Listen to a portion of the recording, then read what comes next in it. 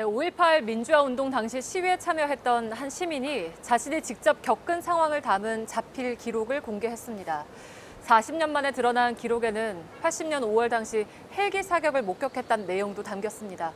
눈앞에서 총탄이 튀어 올랐다고 했습니다. 소문으로만 떠돌다가 2년 전에 사실로 밝혀진 계엄군의 성폭력도 적었습니다. 이 시민은 그때 마지막까지 함께하지 못했다면서 아직도 자책하고 있었습니다. 정진명 기자입니다. 배록현 씨는 5.18 당시 초등학교 교사였습니다. 1980년 5월 21일 광주 금남로 집단 발포 현장에 있었습니다. 그때 계엄군이 이렇게 발포를 할 때 이렇게 다쳐서 쓰러지는 모습을 직접 봤을 때 아마 그때가 가장 참혹하지 않았나. 헬기 사격과 관련한 기록이 담긴 시점은 집단 발포 후인 오후 2, 3시쯤입니다. 바로 전일 빌딩 근처입니다. 흩어졌던 시민들이 다시 모여 도청으로 향할 때입니다. 고 조비오 신부도 이때 헬기 사격을 보았다고 증언했습니다. 그때는 인도가 좁았는데 그 인도를 이렇게 떨어져서 탄이 이렇게 튀어오르는 것을 직접 목격할 수가 있었습니다. 시위대와 차량이 모여든 상황에서 중간 지점에 총탄이 날아들었습니다. 하늘에는 계엄군 헬기가 낮게 날고 있었습니다. 앞에서는 쏠 수 있는 상황이 아니었고요. 그때 당시는 헬리콥터에서 여기서 튀었기 때문에 위에서 쏜 거죠. 배 씨가 직접 쓴 당시 메모에는 5월 19일 한 대학 뒷산에서 계엄군의 집단 성폭력이 있었다고도 적혀 있습니다.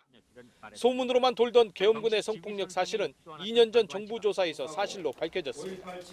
국방부는 계엄군의 성폭력에 대해 사과했습니다. 배 씨의 메모에는 날짜별 시위 상황도 담겼습니다.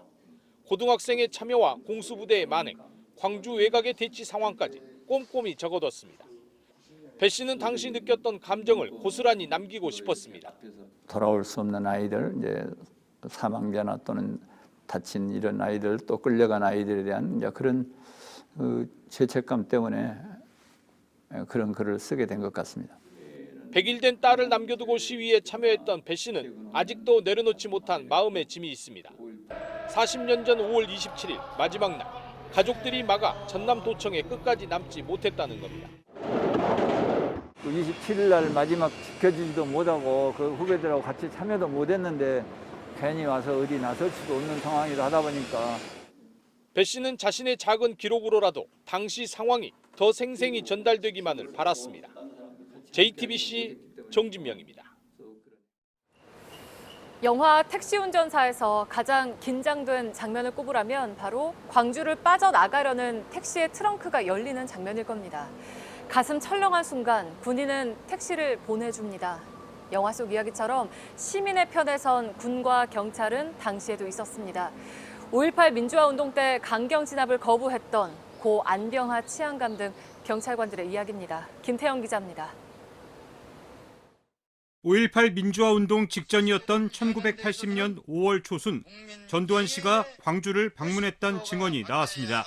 비행장에서 내가 늦게 갔는데 그때까지 기다리고 있더라고, 이렇게 얘기하시더라고요. 의아해서 얘기하는 것 같아요. 당시 전남경찰국장으로 광주와 전남 지역의 치안을 총괄한 고 안병하 치안감을 만났던 겁니다. 국회도 해산하자, 비상계엄을 전국으로 확대를 시키자, 그다음에 비상기구를 설치를 하자. 이미 구상을 하고 있는 단계였기 때문에 그 단계에서 그 전후한 시기에 아마 만났던 것 같아요. 경찰국장이라는 사람이 어떤 생각을 가지고 있는가, 이런 것을 미리 가서 감을 잡아보려고 했을 수도 있고. 얼마 지나지 않은 5월 17일 자정, 광주에 공수부대가 투입됐습니다. 하지만 안전치안감은 강경진압 명령을 거부했습니다. 생전에 남긴 자필 메모에 그 이유가 나옵니다. 경찰관으로서 본분을 다한 겁니다. 경찰은 시민의 생명과 재산을 지켜야 됩니다. 아버님 같은 그 경찰 부하분들하고 경찰의 본분만 다했었죠. 안전치안감과 뜻을 함께한 경찰은 또 있었습니다. 이준규 당시 목포경찰서장은 시위 진압용으로 쓰일 무기를 목포 인근 섬으로 옮겨놨습니다. 전부 간부들이 다 따랐죠. 도경 과장급 간부들은 말할 필요도 없고 경찰서장들도. 이들에게 돌아온 건 모진 고문과 직위 해제였습니다. 이들의 명예 회복도 수십 년이 지나서야 이뤄졌습니다. 다만 무고한 시민들의 목숨을 지킨 안전치안감 등 이들 경찰관의 이름은 시간이 지나도 더 오래 기억될 겁니다. JTBC 김태영입니다.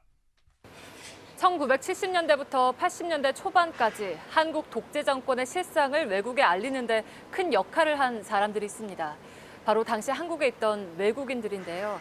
1980년 5월 광주에서 벌어진 참상을 비밀리에 외부에 전한 것도 이들의 덕이 컸습니다. 한국 민주화를 위해서 매주 월요일 밤마다 뭉쳤던 월요 모임이 대표적입니다. 박현주 기자입니다. 제일 무섭고 놀랍고 슬프고 화나고 어떻게 이럴 수 있느냐. 그냥 보통 사람들이 그냥 데모만 하는데 어떻게 이렇게 그냥 잔인하게. 1980년대 월요 모임 회원으로 활동했던 메리언 김은 5.18 민주화 운동 당시를 이렇게 기억했습니다. 회원마다 정보원이 한 명씩 따라붙을 정도로 철저한 감시와 억압에도 실상을 알려야겠다는 의지는 더 강해졌습니다. 주로 선교사 집에서 만났어요. 돌아가면서 양심수 있으면 그 가족도 직접 도와주고 이거 팩트시트 만들어가지고 외국으로 보내고 외국 기자한테도 연락해서 이런 일이 있다 알려지는 것. 남편 김용복 박사는 월요 모임에서 모은 정보가 일본과 미국 등으로 나갈 수 있는 길을 텄습니다. 한국에서 온 모든 자료를 영문으로화하고 체계화해서 자연스럽게 광주도 그러한 형태로 진실이 밖으로 나가는 통로를 만든 겁니다. 메리언 김은 한국 인권 상황에 대한 비밀 보고서를 작성해 미국으로 몰래 전달했습니다. 이 문서는 한국 인권 관련 미 의회 청문회의 공식 보고서에도 반영됐습니다. 월요 모임이 미국과 일본으로 보냈던 1980년 5월 19일자 보고서에는 시민들이 총으로 잔인하게 폭행을 당하고 있다는 광주의 상황도 담겼습니다.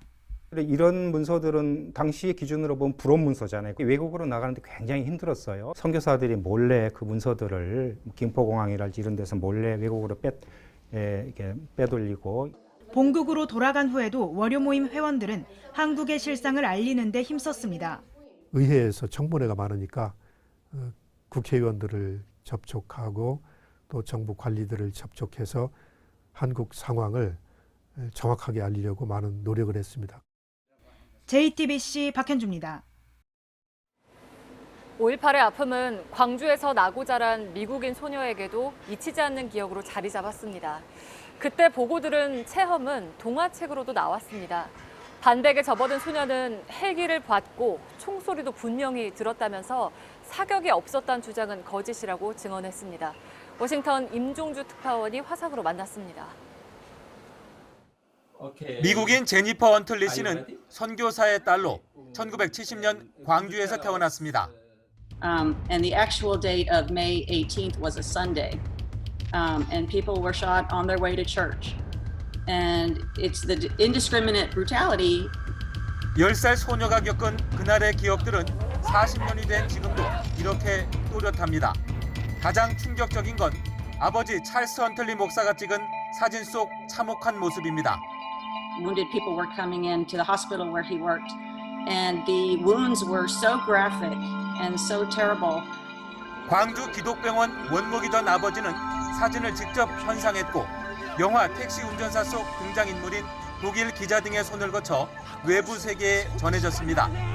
부친은 3년 전 작고에 유해 일부가 광주에 안장됐습니다. 제니퍼 씨는 당시 헬기를 분명히 봤고 사격 소리도 들었다고 말했습니다. Firing like in a movie. I didn't see that, but I saw helicopters and I heard shooting, if that makes sense. Does that clarify? You can definitely remember the incident. Absolutely. Yes, it's very clear in my memory. 더 많은 증언도 있는데 전두환 씨 등이 진실을 부정하고 일각에서 정치 쟁점화하려는 시도는 슬프고 불행한 일이라고 말했습니다. 제니퍼 씨의 어머니도 지난해 일부 한국 야당 의원의 역사 왜곡 망언을 바로잡아달라며 국회의장에게 편지를 보내기도 했습니다. 젊은이 7명을 다락방에 숨겨졌던 기억, 군인들에게 차를 내주며 수색을 따돌렸던 손 떨리는 순간, 총탄을 피해 지하방에서 밤을 지새웠던 경험도 생생합니다. 이런 기억들이 오롯이 모여 한글 동화책으로 결실을 맺었습니다.